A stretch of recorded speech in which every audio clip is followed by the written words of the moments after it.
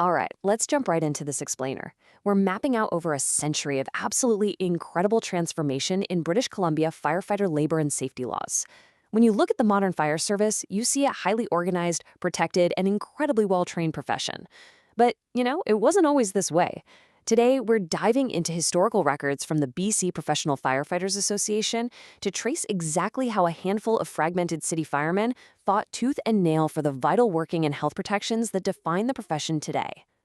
Think of this as our century-long timeline of survival and progress. We'll be quickly hitting on forging the first unions, winning fair working hours, the battle for arbitration, pioneering presumptuous cancer coverage, and finally, expanding modern health protections. Part 1, Forging the First Unions, from 1918 to 1924. We're starting in an era where these crews were literally fighting just for basic existence and representation. Let's see how this builds chronologically. It all kicks off with Vancouver making absolute history in February 1918. Vancouver Local 18 became the very first, and actually the only Canadian member of the International Association of Firefighters at its founding. That was a massive catalyst. Just a few years later, in 1923, the relentless lobbying scored the initial Two-Platoon Act. And that momentum, it led straight to 1924 and the birth of the BCPFA, uniting the first four provincial affiliates, Vancouver, Victoria, New Westminster, and North Vancouver. What started as isolated city-specific groups quickly blossomed into a massive provincial network. A 1938 Certificate of Affiliation for the Prince Rupert Local 559 perfectly captures this era's expansion. It represents organized labor spreading into northern and smaller municipalities. Suddenly, these firefighters could share resources and, more importantly, have a unified political voice. Moving on to Part 2, winning fair working hours, specifically through the Two-Platoon Act. So we transition from basic union rights to the fight for basic human rights. You really have to look at the stark contrast here. Under the exhausting old continuous duty system, a firefighter's life was practically owned by the city. We're talking sometimes only 18 hours off an entire week, paired with massive pay cuts. It was brutal. Then comes the 1923 Two-Platoon Act, which legally mandated life-saving shifts. It meant crews either worked 24 hours on and 24 hours off, or they split into 10-hour day shifts and 14-hour night shifts. Honestly, it was a gigantic leap forward just for sheer physical survival. But there was a pretty big catch to that 1923 Act. It only applied to Vancouver, Victoria, New Westminster, and a couple of adjacent spots. That's why the 1938 legislative amendment was such a game changer. It legally guaranteed the two-platoon system wasn't just a big city perk anymore. It was extended to every single municipality with a paid fire department in the entire province. And they definitely didn't stop there. Their persistent lobbying, watch how that grueling workweek steadily dropped. In 1936, it gets capped at a 60-hour week. By 1946, right after World War II, it drops to 48 hours, which, incredibly, led to the hiring of over 100 returning veterans in Vancouver alone. And finally, by 1964, they locked in the modern 42-hour workweek we're familiar with today. Okay, Part 3, the battle for arbitration, from strikes to Bill 35. Having secured fair hours, the next defining era was this incredibly turbulent battle for collective bargaining power and fair dispute resolution. During the 1970s, labor relations hit an absolute boiling point. A 1974 newspaper clipping really says it all. Firemen hit the bricks again. Multiple municipal strikes were popping off simultaneously in places like Delta, Coquitlam, North Vancouver, and Richmond. Things got so intense that the provincial government had to step in with the Essential Services Continuation Act. They basically legislated the striking firefighters back to work just to manage the immediate danger to public health and safety. It became crystal clear that strikes in essential services were just too dangerous. The turning point? Well, in 1987, firefighters actually lost their arbitration rights, but the BCPFFA fought back with a massive legislative lobby that culminated in 1995 with Bill 35, the Fire and Police Services Collective Bargaining Act.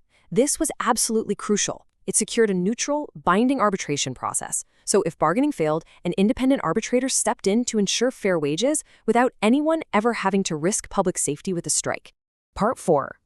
Pioneering presumptive cancer coverage. With the labor frameworks nailed down, our timeline shifts to what is perhaps the most critical battle of the modern era, the devastating occupational health crisis.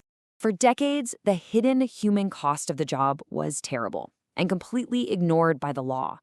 Firefighters battling severe smoke-induced cancers had to fight these agonizing individual battles with the Workers' Compensation Board just to prove it was work-related.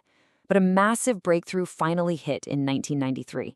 The WCB ruled in favor of two Vancouver firefighters, Vic Moat, who tragically passed from melanoma, and Barry Corrigan, who battled multiple myeloma. Union President Dave Mitchell summed it up perfectly, saying, "Elation is the only word close to how we feel." It was the crack in the dam that opened the door to future life-saving recognitions.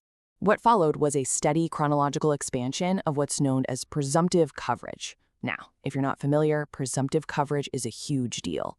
It legally presumes that fighting fires caused specific illnesses, totally removing the burden of proof from the sick firefighter.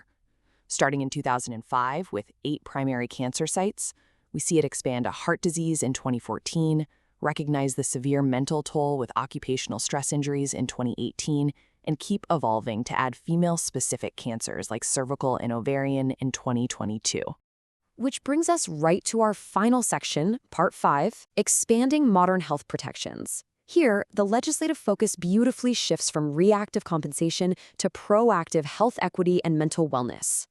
Fast forward to the 2024 Robert E. Hall Legislative Conference, where we saw a major pivot to tackling mental health head-on.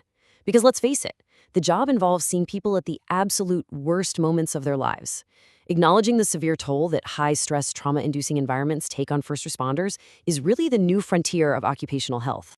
To give you an idea of how seriously this is being taken now, in March 2024, the Ministry of Mental Health and Addictions announced a $300,000 funding block. This was dedicated specifically to an occupational awareness training program backed by the BCPFFA, all aimed at building resiliency and safeguarding crews from mental health illnesses. And that leads us directly to the monumental 2026 Firefighters Health Act, or Bill M214. Let's step through its 4 core provisions, because they radically upgrade protections. First up, a mandatory comprehensive cancer and mental health screening plan to catch issues early. Second, a formal review of workers' compensation disease presumptions. Third, and this is a big one, wildfire health equity, which finally brings wildfire crews into the screening fold after 60 months of service. And fourth, a mandatory accountability review every 5 years, guaranteeing the whole plan stays perfectly in sync with the latest medical science. Looking back at historical charters like Port Moody Local 2399 really puts the whole journey into perspective. It's incredible to see how those grassroots, localized efforts by small groups in the 1910s and 20s compounded over a century. They built the foundation for the sweeping, sophisticated provincial laws that proactively protect thousands of lives today. Because today, the BC Professional Firefighters Association stands united and incredibly strong. It's grown from those 4 original locals back in 1924 to representing over 5,000 professional men and women across 56 distinct locals in British Columbia and the Yukon. So as we wrap up this explainer, we have to look to the future.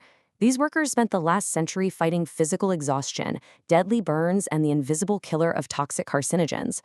But as our building materials become increasingly synthetic, and as our climates rapidly change, it leaves us with a critical question. What new, unseen threats will define the next century of firefighter safety legislation? Thank you so much for joining me on this deep dive through the historical records. Stay curious and keep learning.